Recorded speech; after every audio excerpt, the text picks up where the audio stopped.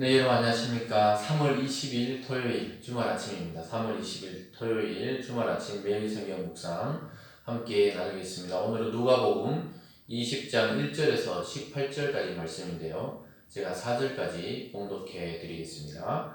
하루는 예수께서 성전에서 백성을 가르치시며 복음을 전하실새 대제사장들과 서기관들이 장로들과 함께 가까이 와서 말하여 이르되 당신이 무슨 권위로 이런 일을 하는지 이 권위를 준 네가 누구인지 우리에게 말하라. 대답하여 이르시되 나도 한 말을 너희에게 물으리니 내게 말하라. 요한의 세례가 하늘로 붙었냐 사람으로 붙었냐. 아멘. 오늘 본문을 중심으로 이 권위를 준 이가 누구인가, 이 권위를 준 이가 누구인가라는 제목으로 하나님의 말씀 증거하겠습니다. 예수님께서 이 땅에 육체로 오시고 나서 항상 논쟁거리가 무엇이냐? 아니 그 사람이나 우리나 똑같은 인간인 것 같은데 그 사람이 하나님의 아들이라는 증거는 무엇이며 또 우리를 구원할 메시아 즉 그리스도라는 증거는 무엇이냐? 이것이 유대 사회의 큰 논쟁거리였습니다. 도대체 저 사람에게 누가 권위를 주었느냐? 이것이 가장 큰 논쟁이고 점점 그 논쟁이 치달아가다가 이 사람은 거짓을 말한다. 또 자칭 하나님이다. 이런 이야기를 듣다가 결국 모함을 통해 십자가에 달려 돌아가시기까지 하게 되었습니다. 그 사실을 봤을 때 우리는 오늘 이 예수님의 말씀이 굉장히 중요하게 자기 자신을 드러내고 있다는 사실을 보여주고 있습니다. 우리도 어떤 일을 하든지 어떤 자리에 걸맞은 그 권위가 부여됩니다. 예를 들어 정치적으로는 대통령이라는 자리는 가장 국민이 선출된 공무원 중에 가장 높은 자리입니다. 그래서 그의 권한은 막강합니다. 그의 인사권을 통해서 사람의 자리를 바꾸고 올릴 수 있는 사람이 굉장히 많습니다. 그것이 바로 국민이 그에게 부여한 권위입니다. 그래서 대통령의 권위는 국민에게서부터 나오는 것이죠. 그 투표를 통해 권위가 세워지게 되는 것입니다. 그렇다면 과연 예수님의 권위는 어디서부터 주어지냐? 이것이 오늘 첫 번째입니다. 무슨 권위로 이런 일을 행하느냐고 유대 종교 지도자들이 청년 예수에게 묻고 있습니다. 1절에 보면요. 하루는 예수께서 성전에서 백성을 가르치시며 복음을 전하실새 대제사장과 서기관들이 장로들과 함께 가까이 와서 말하여 이르되 당신이 무슨 권위로 이런 일을 하는지 이 권위를 준 이가 누구인지 우리에게 말하라. 예수님이 성전에서 사람들에게 가르치고 복음을 전하고 하나님 나라 이야기를 하니까 그 성전의 주인격이 되는 대제사장들이 나와서 또 서기관들이 와서 또 장로들이 와서 그 종교 지도자들이 다 몰려왔습니다. 그래서 예수님께 와서 이야기합니다. 도대체 네가 무슨 권위로 이런 일을 하느냐? 너는 제사장도 아니고 서기관도 아니고 그리고 어떤 종교 랍비도 아닌데 너가 갑자기 왜 이렇게 사람들을 혼란스럽게 하느냐 이 말이죠. 그래서 이 권위를 준 사람이 누군지 말하라고 이야기합니다. 근데 예수님께서는 아주 우문현답처럼 이렇게 말합니다. 대답하여 이르시되 나도 한 말을 너에게 물으리니 내게 말하라. 요한의 세례가 하늘로부터 있냐 사람에 붙었냐? 아주 지혜로운 질문이죠. 세례 요한이 헤롯 대왕이 목잘라 죽였지만 그 세례 요한이 너희들 많은 사람에 가서 회개하고 세례받았는데 그의 권위가 하늘로 붙었냐 사람에 붙었냐 이렇게 이야기합니다.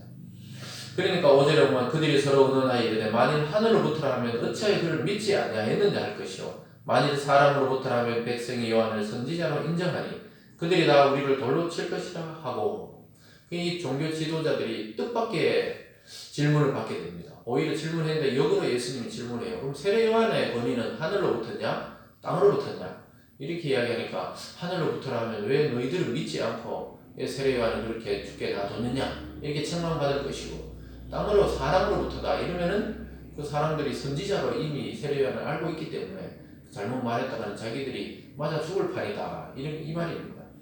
그러니까 반대로 보면 예수님 자신이 도대체 하늘로부터인지 땅으로부터인지 너희들이 말해보라는 거나 마찬가지입니다. 내가 행한 권위와 또 귀신 추방과 또 복음을 전하는 것과 하나님 나라의 그 말을 전하고 또 자기가 행한 그 권능들은 도대체 누구부터냐 이런 물어보는 것이죠. 고민에 빠져버렸습니다. 실제로 보면 대답하되 어디로부터인지 알지 못하노라 하니 예수께서 이르시되 나도 무슨 권위로 이런 일을 하는지 너희에게 이르지 아니하리라. 이 사람들이 지혜를 짜내서 말한 게 뭡니까? 우리가 모르겠는데요? 이렇게 대답한 겁니다. 사실은 이 말도 저 말도 할 수 없으니까 그렇게 이야기했습니다. 그랬을 때 예수님도 나도 무슨 권위로 말하는지 너에게 말할 필요가 없다고 그렇게 정확하게 말하고 있습니다. 근데 사실 예수님은 말을 할 수도 있고 그들 앞에서 권위를 보여줄 수도 있지만 왜 그렇게 하지 않으셨을까요? 그것은 결국은 예수님은 이 사람의 뜻이 아니라 하나님의 시간표대로 사명을 행하고 계셨기 때문입니다. 그러시면서 오늘 두 번째로 보면은 예수님이 악한 농부들의 비유를 통해서 자신의 처지를 비유로 말씀하는 것을 보게 됩니다. 9절입니다. 그가 또 이 비유로 백성에게 말씀하시기 시작하시니라. 한 사람이 포도원을 만들어 농부들에게 세로 주고 타국에 가서 오래 있다가 때가 이름에 포도원 소출 얼마를 바치게 하려 하고 한 종을 농부들에게 보내니 농부들이 종을 몹시 때리고 거저 보내었거든. 다시 다른 종을 보내니 그도 몹시 때리고 능욕하여 거저 보내었거든. 다시 세 번째 종을 보내니 이 종도 상하게 하고 내쫓으니라. 아주 악한 농부들에게 악한 농부들인 줄 모르고 주인이 먼 나라의 타국에 가면서 오래 있어야 되니까 그 사람들이 포도원을 맡겼단 말입니다. 그래서 어느 때가 되라고 이제 분명히 포도원의 소출 즉 수익이 있을 것인데 이제 주인이 그들에게 얼마 정도 세를 받아야 되겠다 싶어서 자기의 종을 농부들에게 보냈더니 몹시 때려서 그냥 그저 빈손으로 돌아왔다는 겁니다. 두 번째 종도 맞아서 돌아오고 세 번째도 맞고 상해서 돌아왔다는 거예요. 여러분 이것은 어떤 비유를 나타냅니까? 이것이 바로 유대인들의 그 강팍함을 드러내고 있습니다. 구약의 많은 선지자를 예수님이 또 하나님께서 이 유대 민족에게 보내셨습니다. 예레미야, 엘리야 또 여러 선지자들 보냈죠. 그 보냈었는데 이들의 말을 듣지 않고 그들을 오히려 죽이고 또 억압하고 또 그들을 오히려 욕보였습니다. 그러니까 얼마나 많은 그 선지자들이 고통당했는지 몰라요. 그것을 통해서 이 유대 농부, 종교 지도자들 악한 농부라 생각하시면 됩니다. 그리고 이 주인은 하나님이시고 또 종들을 보냈다는 것은 선지자를 보냈다는 겁니다. 그래서 이미 이 당시에 예수님 왔을 때는 거의 썩어 있었고 종교화되어 있었어요. 생명력이 없는 화석화된 종교가 유대 종교가 되어 있었습니다. 그러면서 예수님께서 오늘 세 번째로 아들의 죽음과 주인의 진노하심에 대해서 이야기합니다. 이 계속 종들을 보내도 안 되니까 이 주인이 말했어요. 내 아들을 직접 친자를 보내면 이들이 함부로 하지 못하고 존대할 것이라고 생각했습니다. 이것이 바로 예수 그리스도를 보내는 하나님의 마음을 비유적으로 보여준 겁니다. 결국은 그 아들도 죽이듯이 예수님도 죽여 없애버리는 이것을 예수님께서 미리 말씀한 겁니다. 13절에 보면요.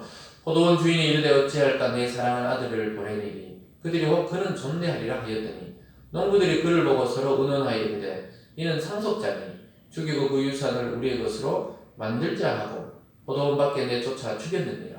그런즉 포도원 주인이 이 사람들을 어떻게 하겠느냐 와서 그 농부들을 진멸하고 포도원을 다른 사람에게 주리라 하시니 사람들이 듣고 이르되 그렇게 되지 말지어다 하거늘.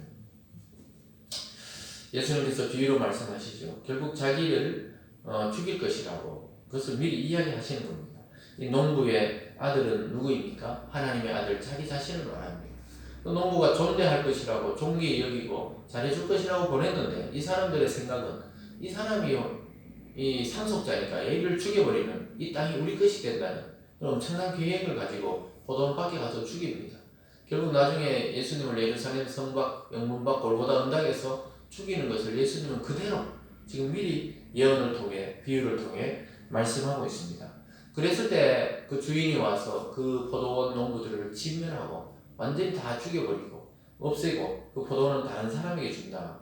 이 말이 결국 유대 종교 지도자들이 다 저주를 받고 결국은 이 복음이 이방인들 즉 유대 민족이 아닌 민족들에게로 전파되고 결국 우리에게까지 이 소식이 전해지게 된 것입니다. 그러면서 17절에 보면 그들을 보시며 이르시되 그러면 의롭된 바 건축자들의 버린 돌이 모퉁이의 머릿돌이 되었느니라 함이 어찌 믿나 무릇 이 돌 위에 떨어지는 자는 깨어지겠고 이 돌이 사람 위에 떨어지면 그를 가루로 만들어 흩으리라 하시니라. 예수님께서 시편 118편을 인용하시면서 이야기하죠. 건축자들의 버린 돌이 모퉁이의 머릿돌이 되었다.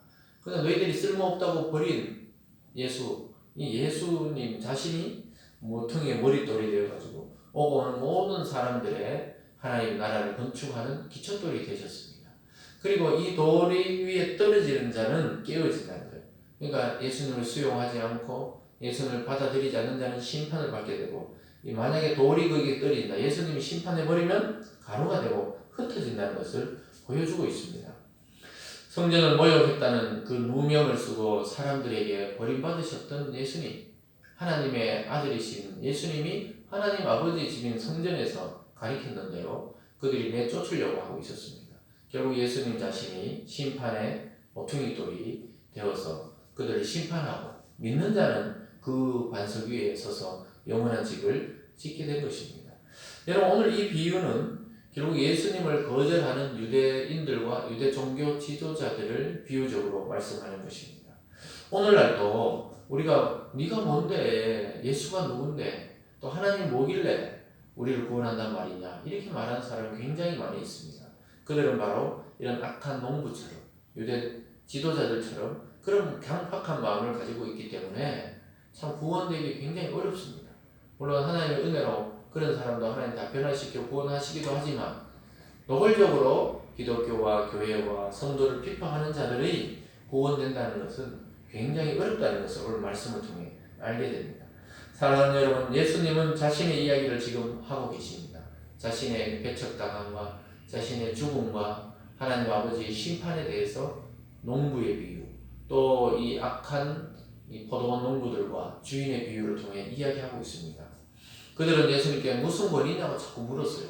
그 기적이 나타나고 병자를 치유하고 구원받는 사람이 날마다 많아지면 하나님의 역사인 줄 알아야 되는데도 불구하고 자기들의 기득권, 종교적인 이 카르텔, 아주 견고한 성 같은 이것을 지키려고 예수 그리스도를 배척합니다. 갈릴리 청년 예수, 그 가난한 청년 예수, 이렇게만 생각하고 네가 무슨 권위냐고 자꾸 내쫓습니다.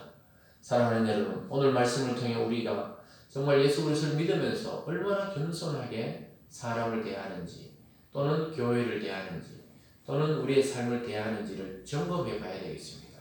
절대 교만해서는 하나님의 은혜가 임할 수 없다는 것을 유대 종교 지도자를 통해 깨닫게 됩니다.